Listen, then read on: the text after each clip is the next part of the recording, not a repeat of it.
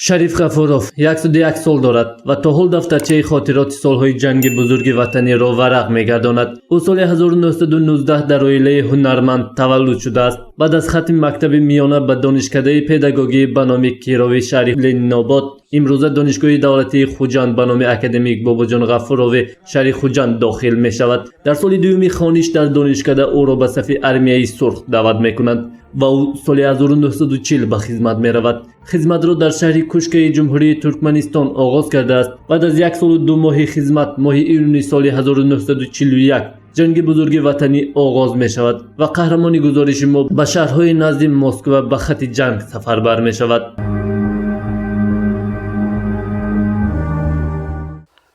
ما جنگل به ایستادگی بودیم و یک سوالوتی وای بودن. نامش گم کرده بود. راما. راما.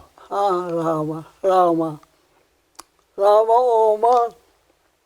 هم تو اومده پریده همون جنگ گذاشت که و شرایط دیدگی آدما یک بار جنگ برفته، جنگ به رنگ شده گشته آمدگی آدما بوده.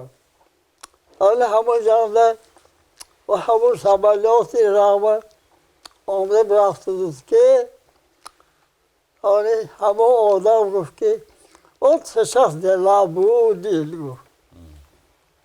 او سشست دلا بودی ما فهمیدگی آمونی.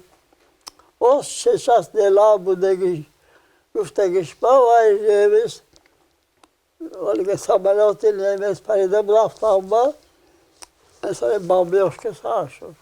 بابای شریف هنوز از روز اولی به فرانت سفربر شدنش دهشت جنگ را می‌بیند. سربازان زیر تیر و توپ مانده را دیده است. در رفت جنگ او بسیار دشواری‌ها را پس سر کرده است. در جنگ 2 مرتبه جراحت برداشته است. زمستان سخت بود، برف بود. علمه برف با گوتیده خورافتگیده کماندیر گفت که تا پدیوم نگویم از کالت را بردار گفت. تو پدیوم گفت. همین من هم که خورافتیم خلوق کردم. به قدم باف پاییننده. خلوق کرده بود.